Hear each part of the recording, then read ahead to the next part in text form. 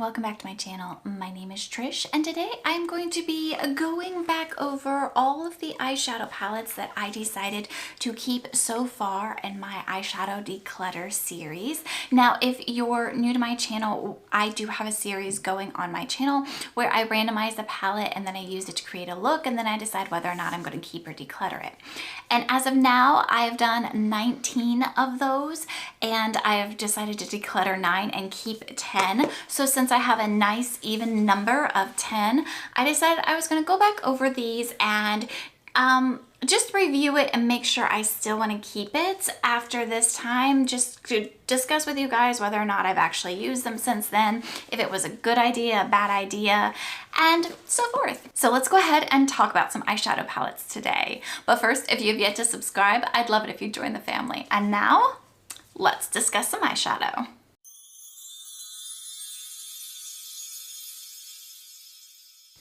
Okay, so these are in no particular order at all, but the very first one I want to discuss is the Nomad Cosmetics Haunted Europe palette. And this is what that palette looks like. Now, this was the very first one I did, and back then I called it a get ready with me using a random palette. And you guys, I love this palette. I love that it has the autumn tones and the winter tones in this palette. But I have to be honest with you guys, I have not used this palette since that video that I did.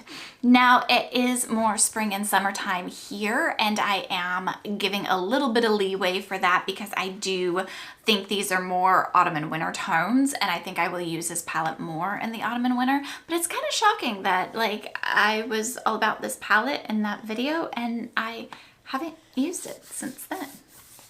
So that's the first one. This one's kind of on my radar to maybe declutter. I do like the Nomad formula, at least in this palette, and it would kind of pain me to get rid of this palette, but yeah, it's just on my radar to keep an eye on come fall and winter time. The next palette is my MAC Botanic Panic palette, and you guys, I probably should have used this palette today because it would have gone great with my tie-dye shirt, but I love this palette. I love the MAC formula in it, and you don't find a lot of really colorful MAC shadows and palettes, at least not that I found, and this is perfect for me. I've used it twice since then, mostly with my Pan That palette, pulling in the yellow here and this surf blue here to darken it up but keep it more of a teal color for my Pan That palette. But I do like this, and I actually have used it since then. Not a lot, don't get me wrong. I've only used it twice, but I mean, that's still a pretty good amount considering I'm doing a Pan That palette and I'm doing my eyeshadow declutter series. That's quite a bit for this palette. So this palette isn't going anywhere, and I definitely made the right decision in keeping that one. So the next one is the Midas Cosmetics Decaf Chocolate Raspberry palette, and this is what it looks like. And you guys, when I kept this palette, I was all about pink eyeshadows, but as you guys know, since then I've had my really bad allergy season and I've been so like not happy with pink eyeshadows. So I have not reached for this since I did that look with it. And actually, I think I'm going to declutter this one, which I love the Midas Cosmetics formula. They are out of business, but I do love their formula. And it's the color story of this, you guys. It really, really is. It's not for me. So this one is actually going to be a declutter. I am going to go ahead and take this one out of my collection and not keep this one anymore.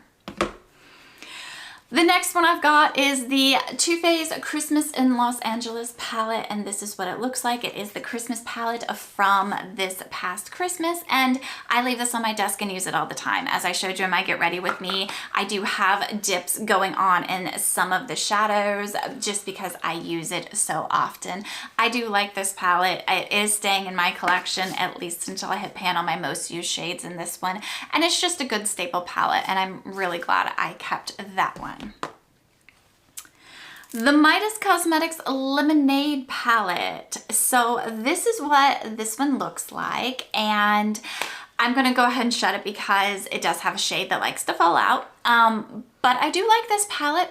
I don't use yellows a lot. Now this palette is staying in my collection solely for that purpose of being my one and only yellow palette. And I do still like this. I have not used it since that Get Ready With Me though. So that kind of leads me to believe yellows aren't necessarily something that I'm going to be using a lot, and I need to keep an eye on how often I actually do use yellows to maybe pass this on while it's still good. But for now, I'm still happy. It's my only yellow palette in my collection, and I'm still happy I'm going to keep it. The next is BH Cosmetics Smitten in Switzerland. Let me try not to blind you guys. And this is what that one looks like. I've not used it since the, wow, I can pretty much say that for all of them except for the MAC Botanic Panic. But I have not used this since that chopping block series, and it's kind of, I like the color story in this. I really, really do, and it's a little bit of a surprise for me to not reach for this, but when I look at this palette, I have these shades, and I don't reach for this palette. Now, like I said, I loved the look I created with it. I used this Glacial Express shade right here, and it's gorgeous, but I actually think I'm gonna go ahead and declutter this one as well. When I want these shades, I don't reach for this palette. It's still not on my radar. And while I love the look that I created with it and I kept it solely based off that, I realized even though I liked the look I can create from the palette, I don't reach for it. And that's something that I should probably, going forward, consider as well. But this one is also going to be a declutter. The next one is going to be the Nars Summer Solstice palette. Now, this one is definitely going to be a keep this time as well. I'm not decluttering this. I love Nars shadows, and this I have taken traveling with me since that. So I know this is, you know, the palette that I want to keep in my collection. It's a good palette. It's a good formula. I love it. I have no regrets about keeping this one at all. The next one is going to be my Ibuy Wonderland palette, and you guys, I've used this like 5 times since that, and I'm still in love with this palette. This was a shocking discovery for me. When I first did the look with this palette, it was the first time I'd used this, and I'd picked this palette up for $4.99 from TJ Maxx and was like, okay, this is going to be a declutter. It's going to be easy declutter because the formula is probably crap. Let's be real, a $4.99 palette from TJ Maxx, you expect it to be crap. But this was a good palette, and I love the Ibuy formula, and I love the color story in this, and I still hold that this is like a beautiful neutral palette, and it is a perfect palette for me, and I have no regrets about keeping this palette in my collection because it's just awesome. It really, really is.